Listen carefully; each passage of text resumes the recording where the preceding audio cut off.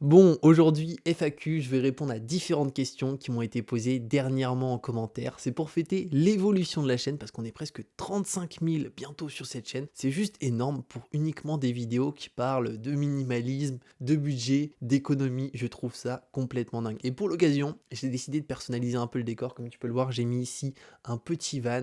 Donc on est d'accord, j'ai certainement le décor le plus flingué du YouTube Game. Mais un jour, on aura un beau décor. Je te le promets, je sais pas quand, mais un jour on aura un beau décor. Donc au niveau des questions, j'ai essayé d'en prendre un maximum. Malheureusement, j'ai pas pu toutes les prendre, sinon la vidéo, elle allait durer beaucoup trop longtemps. Mais j'ai essayé de faire un effort pour prendre des questions qui n'ont pas été posées dans les FAQ précédentes. Première question de Morgan SV. Coucou Julien, pour les FAQ, comment tu t'organises à travers tes différents projets? Est-ce que tu as un plan de travail ou pas du tout? Bref, comment tu gères ton autodiscipline?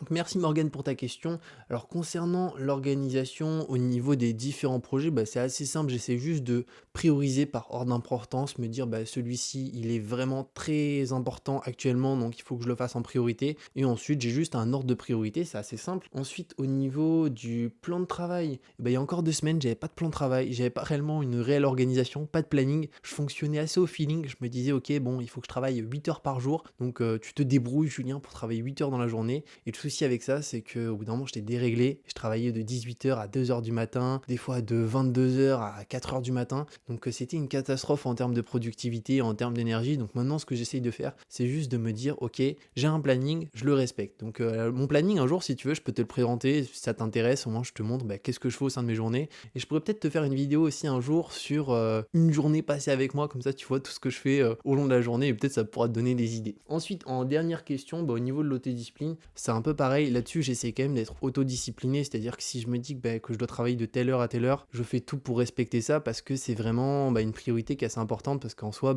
c'est un moment de travail, quoi. Donc au bout d'un moment, il faut travailler. Donc là-dessus, il n'y a pas trop de soucis. En tout cas, merci Morgane pour ton message. Ensuite, on a une question de lumière pour la FAQ.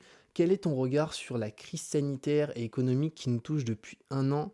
Je trouve que malheureusement, c'est beaucoup trop long. Je pensais au début que ça allait durer 3-4 mois et que ça allait être un virus qui allait passer assez rapidement. Je pense comme beaucoup. Malheureusement, c'est pas un petit virus, c'est une grosse problématique. Et donc, je trouve ça forcément très délicat, surtout pour certaines personnes, notamment les étudiants. Parce que moi, j'ai fini mes études l'année dernière, mais j'ai des amis maintenant qui sont en Master 1 et qui avaient des jobs dans de la restauration, qui étaient serveurs, qui étaient serveuses, qui étaient barman.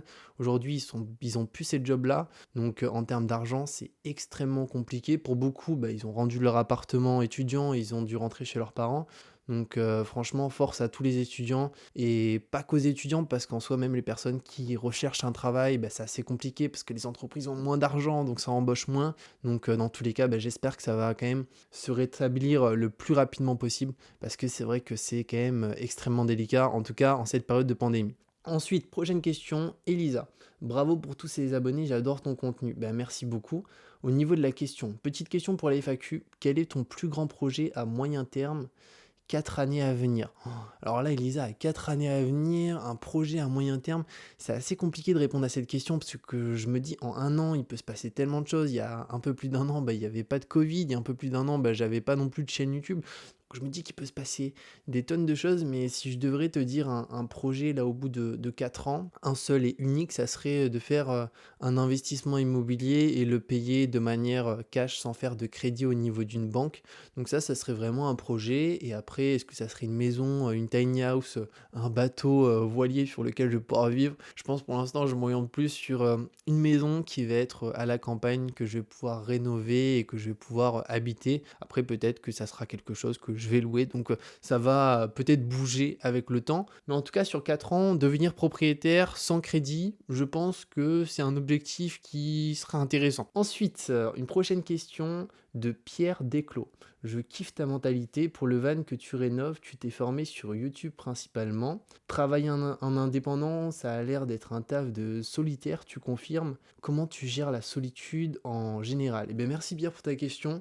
Alors pour le van, ça va être déjà super intéressant, c'est que pour mercredi, je m'engage à faire une vidéo sur Wilson, mais ça va pas être vraiment, enfin si, ça va être une vidéo, mais disons que je vais commenter par-dessus, faire un peu de la voix off par-dessus, parce qu'il y a certains moments que j'ai pas pu filmer, où j'ai pu prendre uniquement des photos pour t'expliquer comment je me suis organisé pour faire l'isolation, toutes ces choses-là. Donc mercredi, la vidéo sort, je m'y engage. Et si ça sort pas, tu peux faire en sorte de mettre plein de commentaires en me disant sors ta vidéo, sors ta vidéo. Dans tous les cas, je le ferai. Donc mercredi à 20h, soyez tous présents, je ferai cette vidéo. Et donc pour le van, je me suis formé où juste YouTube. En soi, aujourd'hui, on a toutes les infos sur YouTube et c'est pas que pour un van, hein, c'est pour tout, même apprendre le graphisme, apprendre le développement, à s'améliorer au niveau de ses cours, apprendre l'anglais, apprendre l'espagnol. On a des tas de contenus qui peuvent nous aider. Et il y a une chaîne que j'adore énormément qui s'appelle Le Chat qui vole. Je te mettrai un lien dans la description parce que c'est un mec qui fait des vidéos sur son fourgon. Bon, maintenant il a un nouveau fourgon. Et ce qui est intéressant, c'est que il allie l'humour et aussi le partage de connaissances, comment il s'organise, comment il fait les choses. Donc cette personne m'aide énormément et j'ai la chance aussi d'avoir des potes à côté qui sont en coloc, qui m'aident aussi sur le fourgon dans le garage et qui me disent ok Julien on va plus s'organiser comme ça parce qu'ils sont beaucoup plus manuels que moi et personnellement je suis pas du tout manuel donc j'ai des tas de lacunes même au niveau des outils, il y a plein d'outils dont je sais pas du tout me servir et donc ils m'aident énormément. Mais disons YouTube et aussi les amis pour le fourgon. Ensuite, travailler en indépendant, ça a l'air d'être un taf de solitaire, tu confirmes? Alors dans mon cas, oui, c'est un taf de solitaire parce que je suis majoritairement seul, à part pour un projet que j'ai avec mon frère où on a une agence digitale sur Paris. Là, pour le coup, on est à deux pour la gestion des clients, mais sinon, majoritairement, je suis solo et ça me correspond parfaitement parce que j'ai du mal à être sous les ordres de quelqu'un, mais j'ai du mal aussi à diriger quelqu'un. Donc j'ai pas mal de difficultés à ce niveau-là, c'est pour ça qu'en entreprise, si on me dit de diriger quelqu'un, je vais avoir du mal d'avoir de l'autorité vis-à-vis de cette personne et inversement, j'arrive pas trop à faire en sorte qu'une personne ait de l'autorité vis-à-vis de moi parce que ça me donne pas envie de travailler quoi. Donc j'aime bien travailler seul, il y a juste un projet commun avec mon frère où au final on est deux, mais sinon pour la majorité des projets, je suis solo et franchement ça me correspond parfaitement. Ensuite, une question de Seb. Petite question pour la FAQ, ton avis sur le salariat, nouvel esclavage moderne. Deuxième question, le véganisme ou végétarisme n'est-il pas la suite logique au minimalisme? Coût des courses réduits, moins d'emballage, moins de frais de santé. Merci à toi. Alors, merci C pour ta question. Alors, quel est ton avis sur le salariat, nouvel esclavage moderne? Alors non, moi je suis pas partisan des personnes qui pensent que le salariat c'est de l'esclavage moderne parce que tu peux être esclave aussi en tant qu'indépendant. En fait, quand tu es salarié, t'es pas forcément plus esclave qu'un indépendant, parce qu'un indépendant, souvent on dit ouais c'est l'indépendance parce que c'est un indépendant. Ah, je pense que faut vraiment prendre avec des pincettes parce qu'il y a des indépendants qui sont dépendants de certains clients et au final ils sont esclaves de leurs clients.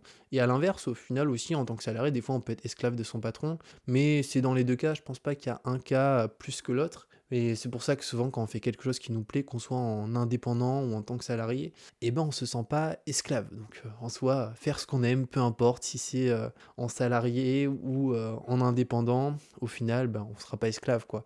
Moi je m'en suis rendu compte dans une entreprise, là, la dernière entreprise où j'étais, c'était une entreprise d'airsoft, donc de pistolets à billes, on vendait ça à travers un site e-commerce et je travaillais chez eux. Et eux, ils voulaient m'embaucher durant ma fin de troisième année. Et franchement, l'ambiance, elle était cool, quoi. C'était sympa et je me suis jamais senti esclave en me disant, waouh, le patron, je suis vraiment son esclave. Non, je me suis dit, ok, c'est cool, je fais mon taf, je lui apporte de la valeur là-dessus, cette personne me paye et un point, c'est tout. Donc au final, non, salariat, pas esclavage et indépendant, pas de l'esclavage non plus, si on fait quelque chose qui nous plaît. Ensuite, deuxième question, le véganisme ou végétarisme n'est-elle pas la suite logique au minimalisme? Coût des courses réduits, moins d'emballage, moins de frais de santé? Alors certainement, mais en tout cas dans mon cas, je suis ni vegan ni végétarien. Mais par contre, j'aimerais bien l'être, en tout cas végétarien. Et petit à petit, j'essaye de faire des efforts pour réduire ma consommation de viande, mais je t'avoue que c'est quand même vachement compliqué parce que de base, dans ma famille, il y a tout le monde qui mange de la viande un maximum. Mais petit à petit, ça avance. Donc en soi, c'est plutôt cool, mais je préfère faire les choses étape par étape et pas trop brutalement. Il y a des personnes qui du jour au lendemain, ils arrêtent tout, ils se mettent dans un autre mode de vie, dans un autre mode de consommation. Moi, je préfère y aller étape par étape. C'est beaucoup plus simple, je trouve. Donc peut-être un jour en tout cas, et c'est certainement une suite logique. Ensuite, une question de Floriane. Ta famille est-elle également minimaliste? Est-ce que un proche qui t'a orienté dans ce mode de vie ou tu t'es renseigné tout seul sur le sujet? Passe une très bonne journée. Mais merci Floriane pour ton message. Alors pour la famille, il n'y a personne de minimaliste, donc ni mon frère, ni mon père, ni ma mère. Par contre, ce que je trouve intéressant, c'est que il y a ma mère qui change un peu de vision des choses à ce niveau-là. Et à la base, c'est quelqu'un voilà, qui surconsomme pas mal, qui achète plein de trucs et beaucoup de conneries. Et moi, souvent, je suis là en train de dire, maman, n'achète pas ça, t'en as pas besoin, t'en as pas l'utilité. Et je vois que petit à petit, eh ben, elle fait beaucoup plus gaffe. Ou pareil, des fois, elle a plein d'objets, je lui dis, vas-y, ça, tu peux le vendre sur le bon coin, d'occasion, et t'essayes de vendre cet objet avant d'en racheter un autre. Et vraiment, je vois que petit à petit, ça porte ses fruits. Par contre, au niveau de mon frère et mon père, ça n'a pas avancé, ça n'a pas bougé. Mais j'ai eu un petit impact sur ma mère, en tout cas, donc je trouve ça cool. Et sinon, ce qui m'a donné envie de devenir minimaliste, c'est réellement qu'au bout d'un moment, je me rendais compte que j'avais trop de choses chez moi et que ça me servait à rien. Qu'au-delà de ça, même financièrement, ça suivait pas parce que je claquais tous les mois, je sais pas combien d'argent. J'avais peu d'argent, j'avais un job étudiant chez KFC, donc je touchais pas des milliers et des cents, je touchais en moyenne 700 euros. Et quand je travaillais vraiment comme un fou toute la semaine, je touchais 900, 950 et je cramais tout cet argent tous les mois. Donc je me dis que c'est clairement de l'argent qui aurait été mieux dans ma poche que chez Zara, que chez H&M, que chez la Fnac. Donc c'est pour ça. Ensuite, une question de Igor Osgor. Petite question pour la FAQ de dimanche du coup. Que penses-tu de la TKL? Ce serait intéressant d'avoir ton avis sur le contenu, la formation, l'organisation, etc. Tout ce que tu pourras nous dire m'intéresse et continue tes vidéos, c'est top, merci. Donc merci Igor pour ton message. Alors concernant la TKL, moi c'est quelque chose que j'adore, j'y suis depuis 6 mois. Donc pour ceux qui ne savent pas c'est quoi la TKL, c'est tout simplement une très très grosse formation qui parle de différents sujets. Donc il y a vraiment de tout, hein. Ça parle principalement d'immobilier, ça parle de bourse, mais ça parle aussi de sujets comme la productivité, l'alimentation, les projets, etc. Donc je trouve que c'est intéressant et la personne qui dispense cette formation, qui est Ami Kabash, je trouve qu'il est très pédagogue, donc moi dans mon cas ça m'aide beaucoup. Après c'est un sacré investissement parce que c'est une formation qui coûte 3 000 euros, mais j'en suis plutôt content et l'aspect que je préfère c'est qu'il y a des coachings tous les mois en groupe où on peut lui poser nos questions, si on a des questions par rapport à l'immobilier, à la bourse. Et moi c'est cet aspect-là qui m'aide beaucoup parce que au niveau de l'immobilier j'y connaissais rien du tout et c'est aussi ça qui me donne envie d'investir parce que j'ai appris plein de choses. Donc en tout cas, ouais, c'est quelque chose de plutôt cool que je te conseille et c'est un investissement qui, à mes yeux, est assez intéressant. Ensuite, une question de Jardy Bricole et Si. Alors là, on a quelqu'un qui est certainement dans le jardinage. Hello Julien, j'espère que tu vas bien. Ça va très bien, j'espère que toi aussi tu vas très bien. Alors la question, elle est où? Question pour la FAQ, est-ce que tu penses qu'il est possible de vivre de la micro-entreprise, même si on n'arrive pas tout le temps à se sortir un salaire convenable, sachant que j'essaie d'être plutôt minimaliste dans ma vie perso et dans la vie professionnelle, j'essaie de travailler avec le nécessaire, que ce soit machine de travail, équipement, etc.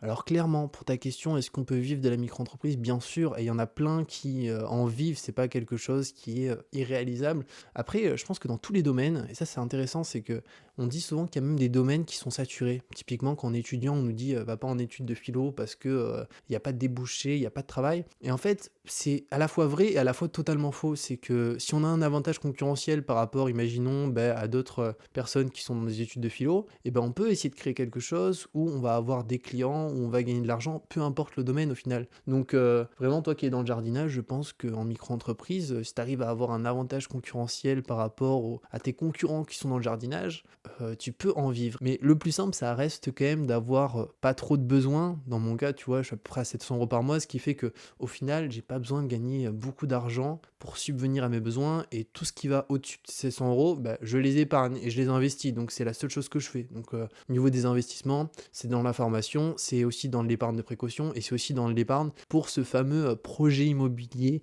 qui risque d'arriver dans ces potentiels 4 années à venir. Est-ce qu'on a une autre question? Eh ben non, c'est à peu près tout, donc je vais te dire à dans 3 jours pour une nouvelle vidéo avec Wilson pour que je te montre un petit peu l'évolution. Je t'avoue que là je suis assez stressé parce que je me dis est-ce que j'ai assez d'images pour en faire une vidéo, mais dans tous les cas il y a plein de trucs qu'il faut que je te partage parce que ça a quand même beaucoup avancé. Bon, c'est pas dingue, hein. Il n'y a pas encore de lit, il n'y a pas encore de matelas, il n'y a pas encore de sol, il n'y a pas encore toute l'isolation, mais petit à petit ça avance. Donc en tout cas prends soin de toi, passe une bonne fin de journée ou un bon début de journée. Je te dis à dans 3 jours pour une nouvelle vidéo. 3 jours plutôt. Prends soin de toi et ciao!